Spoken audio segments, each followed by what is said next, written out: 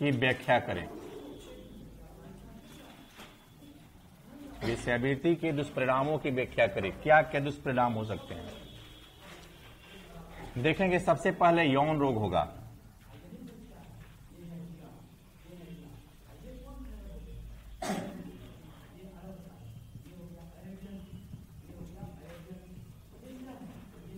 एक से अधिक पुरुषों के साथ संबंध बनाने से महिलाओं में तो यौन रोग होता ही है, पुरुषों में भी होता है।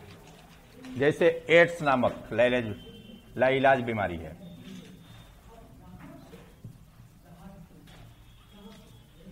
ये जो है मौत की ओर ले जाता है। आप देखेंगे एक से अधिक संबंध बनाने से सारी विकृतियां सामने आती है। गलेरिया रोग, कौन कौन से रोग आते हैं, जिसको जो है इतने दुष्परिणाम जानते हुए भी देखेंगे एड्स जब आया तो पहले जो है देखिएगा कि लोग जो है बड़ी डरता था, इतना डरा कि इस धंधे में लोग जाना नहीं चाहता था। लेकिन अब देखिए इस पर कंट्रोल भी हो गया।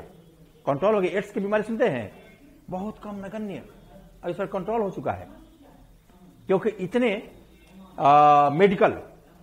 मेडिसिन उपलब्ध हो गए हैं और पुरुष और महिलाएं दोनों फ्रीक्वेंसी बरतते हैं, जिसके कारण जो है आप देखेंगे एड्स नामक बीमारी में कमी आई है। लेकिन अन्य रोग आज भी हो रहे हैं क्योंकि संबंध बनाने को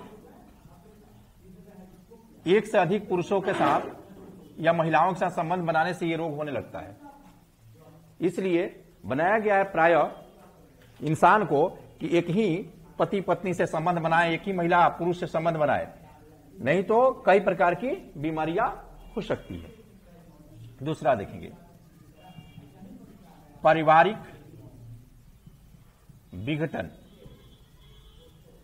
पारिवारिक विघटन, पारिवारिक विघटन हो जाता है समाज में। देखेंगे परिवार में अगर कोई इस धंधे में महिला है या पुरुष है तो रोज लड़ाई झगड़े होते हैं, परिवार विघटित हो जाता है। बच्चे वहां जो है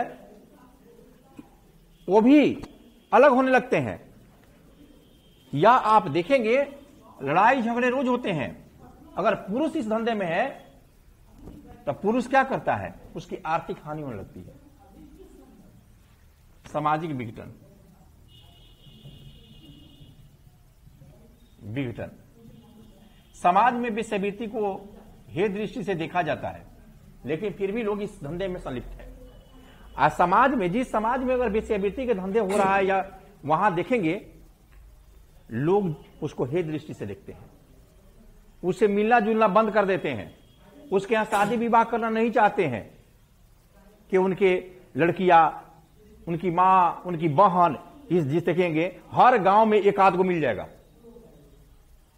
आप रेशियो निकालिएगा, हर गांव में इस धंधे के लिए एक आध गो घर बदनाम रहता है या मोहल्ले में। ऐसी स्थिति में उसको समाज से लोग बहिष्कृत करने लगते हैं और सामाजिक विघटन उसका हो जाता है। आर्थिक हानि, आर्थिक हानि भी होती है। जो पुरुष या महिला दोनों संलिप्त होते हैं तो सारे अपने घर द्वार को बेच करके इस धंधे में वेश्या के साथ घूमने लगते हैं, सब लुटा देते हैं। यहां तक आप देखेंगे कि महिलाओं की आर्थिक हानि क्या होती है, जब तक यौवन अवस्था में रहती है इस धंधे में पैसे कमाती है, लेकिन जैसे यौवन अवस्था समाप्त हो जाता है भिखारी हो जाती है, कोई पूछने वाला नहीं रहता है। साथ ही आप देखेंगे उसके श्रृंगार पर अधिक से खर्च होता है और बिचौलिया, श्रृंगार पर भी खर्च होता है और बिचौलिया अधिकांश राशि का गबन कर लेता है, इसलिए उसको भी आर्थिक हानि होती है। 5, अपराध में वृद्धि। देखेंगे वेश्यावृत्ति के अड्डे के पास अपराधी ही प्रवृत्ति के ज्यादा लोग रहते हैं और वहां अपराध का प्लान भी बनता है। देखेंगे सिनेमा में बहुत जगह दिखाया भी गया है कि अपराधी वहां आते हैं, आकर के वहीं पर गोली मारकर चले जाते हैं। ऐसा सच्चाई, सच में घटनाएं भी घटती है। मैं कई बार देखा हूं, सुना हूं कि उसका मर्डर हो गया। क्यों हो? वेश्यावृत्ति के धंधे में था वहां, और वहां जो है क्रिमिनल को पता चला कि रोज वहां जा रहा है, उसको गोली मार दिया। तो ये अपराध में जो है काफी वृद्धि होती है। शराब और शबाब दोनों से अपराध में वृद्धि होती है। 6,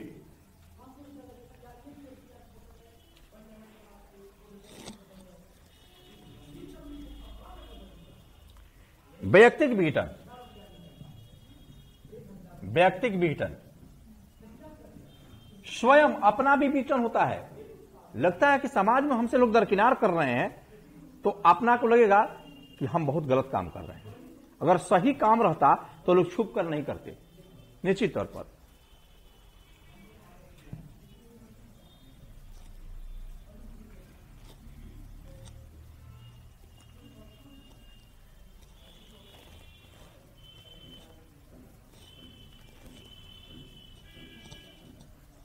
अपराध 1, 2, 3, 4, 5, 6। आर्थिक प्रभाव लिख दिए ना। आर्थिक हानि हो गया, सामाजिक हो गया, पारिवारिक विघटन हो गया, व्यक्तिगत विघटन हो गया, अपराधों में वृद्धि हो गया, यौन। ठीक। अब देखेंगे कि इसके लिए कानून क्या है रोकने के लिए। भारत सरकार द्वारा मात्र एक ही कानून बनाई गई है इसको रोकने के लिए। उस कानून का नाम है अनैतिक व्यापार निवारण अधिनियम 1956 संशोधन 2006। ये कानून है। इस कानून में क्या व्यवस्था है देखेंगे।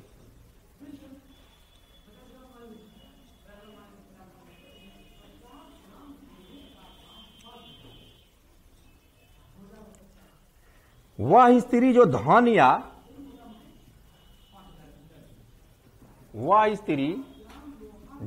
या वस्तु के बदले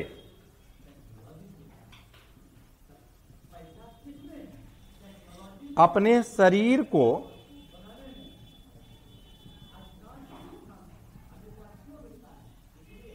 अवैध यौन संबंधों के लिए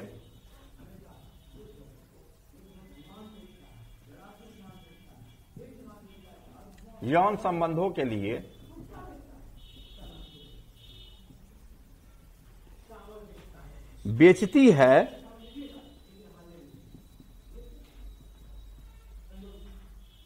वह वेश्या है। यह डिफाइन की है 2006 में सरकार ने। धारा 7 के अंतर्गत यदि कोई वेश्या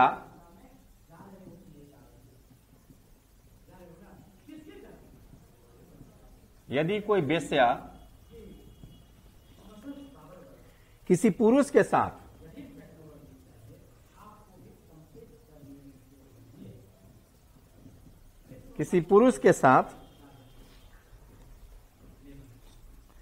किसी ऐसे स्थान पर रहती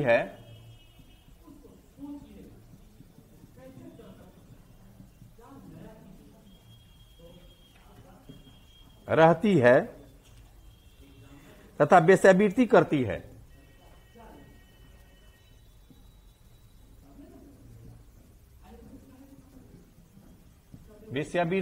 है, जो सार्वजनिक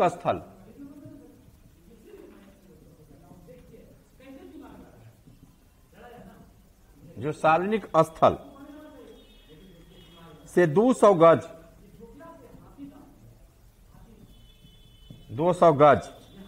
की परिधि के अंदर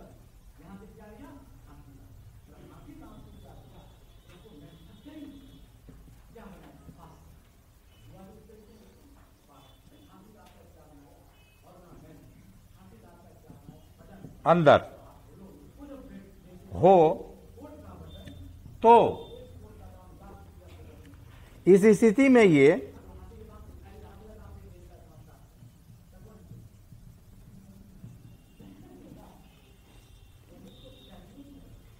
दोनों व्यक्ति दंड के भागीदार होंगे।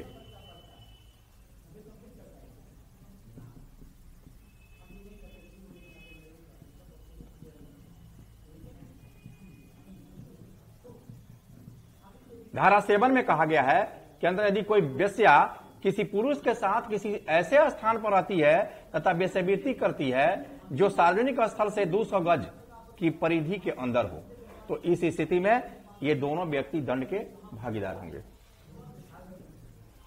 दूसरा, धारा 4(5)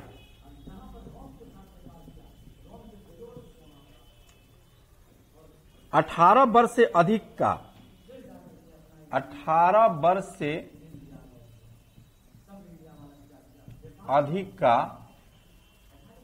कोई भी व्यक्ति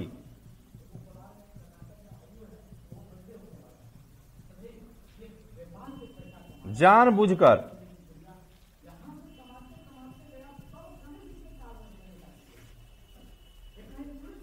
अस्थायी या अस्थायी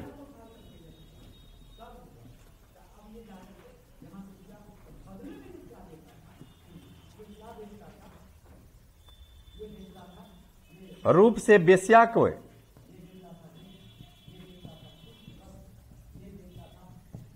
वेश्या के साथ रहता है, इसको लेकिन नाम लेने से लोग इसको गाली समझता है। नहीं, समाज में अगर ऐसा अगर कोई बोल दे तो लगता है गाली दे रहा है, लेकिन हमारे सिलेबस में ये पढ़ना है नहीं। आपको दिख नहीं रहा है।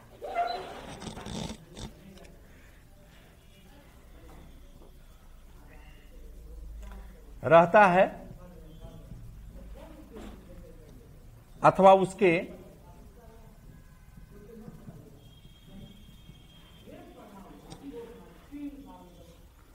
द्वारा उपार्जित आय से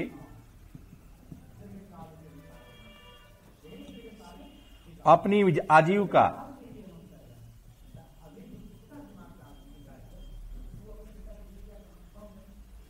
चलाता है अथवा वेश्यावृत्ति के उद्देश्य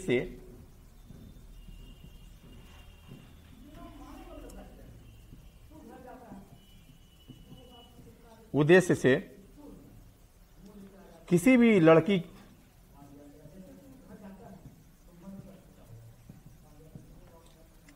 या स्त्री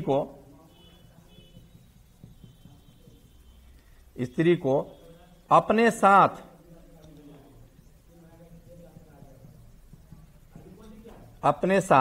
रखता है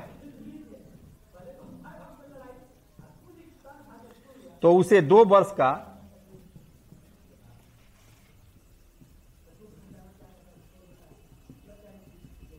कारावास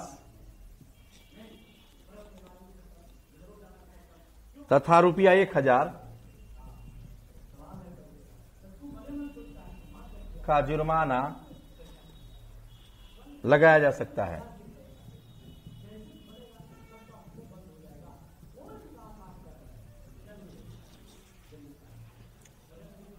धारा 13 वेश्यावृत्ति के अपराध को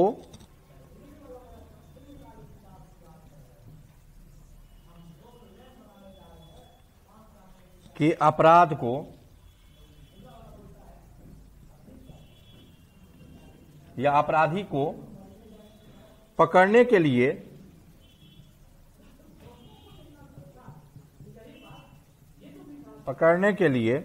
विशेष पुलिस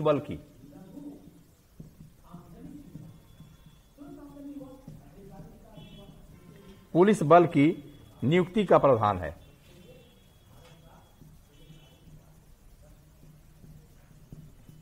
देखते हैं कभी कभी जाकर के पुलिस बल छापा मारती है ब्यूटी पार्लर पर, होटल पर, इसी एक्ट के तहत। धारा 19 वेश्यावृत्ति के लिए वृत्ति के अपराध में पकड़ी गई स्त्रियों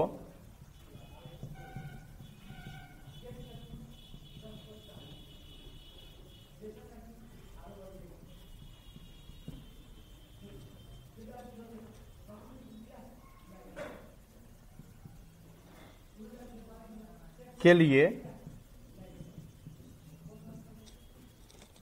संरक्षण गृह की व्यवस्था। यही तो बाल संरक्षण गृह है, उसी में जाएगी। जहां ये सिटी पटना सिटी, वहां भी यही हाल हो रहा है। गृह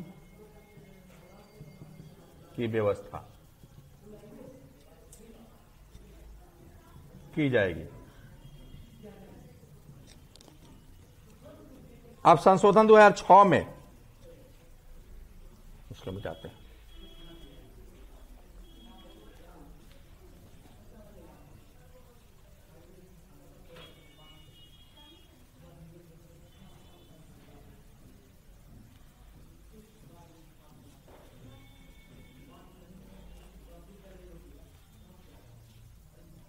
संशोधन 2006 18 वर्ष से कम उम्र के व्यक्तियों को 18 वर्ष से कम उम्र के व्यक्तियों को अनैतिक व्यापार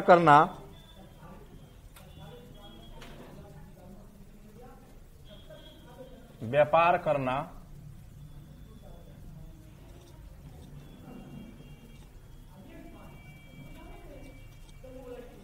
दंडनीय अपराध है।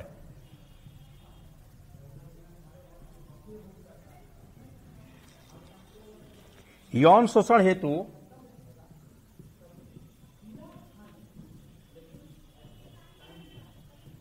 हेतु वेश्यालयों के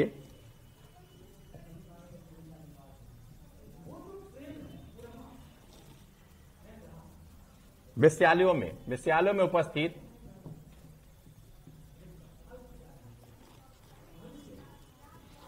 रहना भी दंडनीय अपराध है।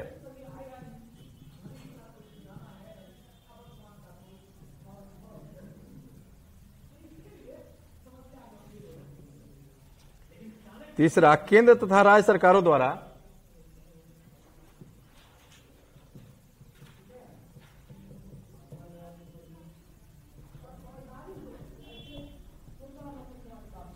द्वारा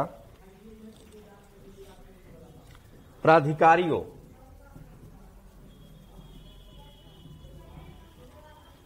की नियुक्ति के से संबद्ध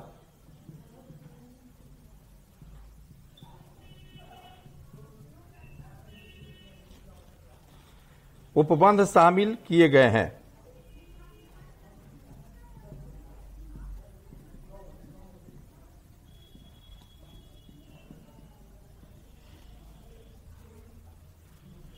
अधिनियम में वेश्यावृत्ति को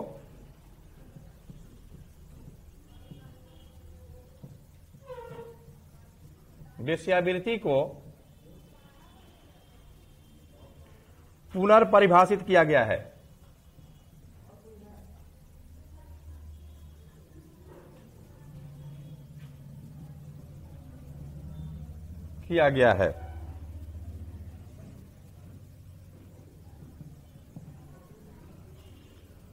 तथा इसमें धन कमाने के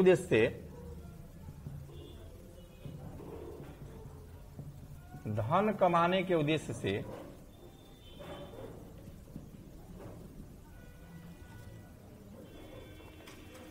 व्यक्तियों का शोषण करना भी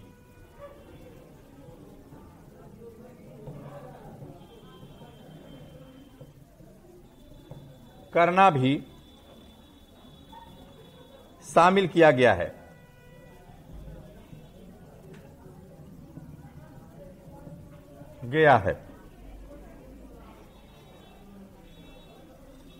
अभियोजनों को बंद कमरे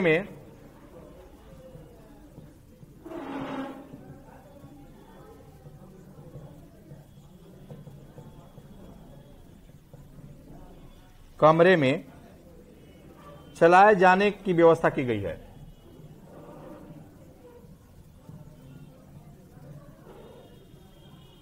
कोर्ट में जो सुनवाई होगी वो बंद कमरे में होगी। ये हो गया आपका एक्ट इस कानून में। इसको मिटा दें, ये लिख लिए हैं, इसको मिटा दें, चलो ऊपर से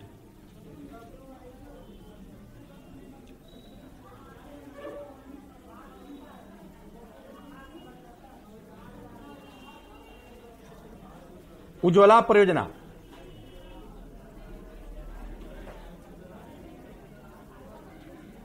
परियोजना 2006 में उज्ज्वला परियोजना शुरू की गई थी, जिसमें वेश्यावृत्ति के लिए देखेंगे इसका उद्देश्य महिलाओं की खरीद फरोख्त, इसका उद्देश्य जो है महिलाओं की खरीद फरोख्त,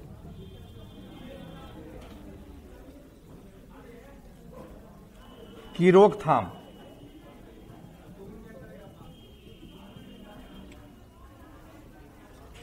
व्यावसायिक यौन शोषण,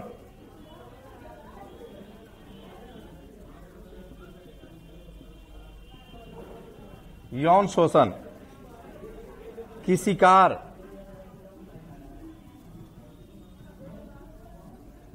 महिलाओं के उद्धार,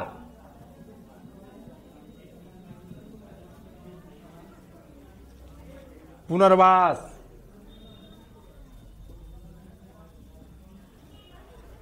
तथा उन्हें दोबारा समाज के उन्हें दोबारा समाज के मुख्य धारा में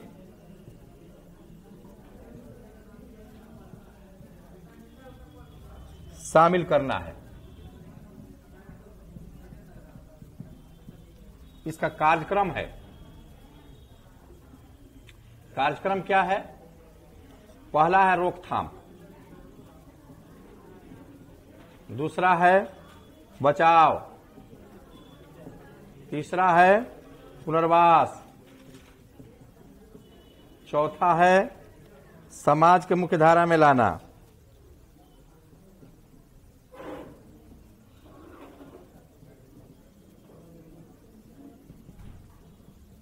पांचवा है स्वदेश भेजना, जिस देश की है।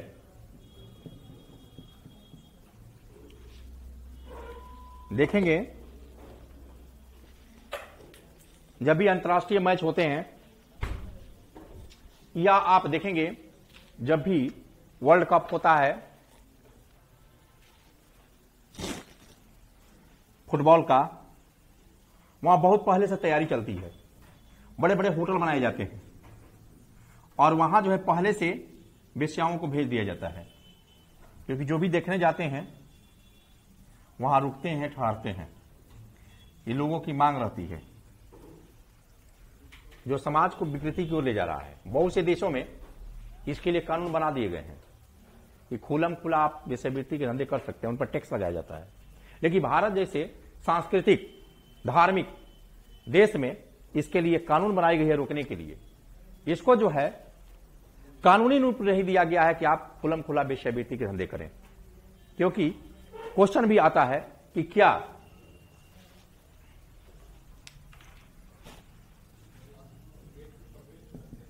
भारत में वेश्यावृत्ति को वैधानिक अधिकार दे देना चाहिए?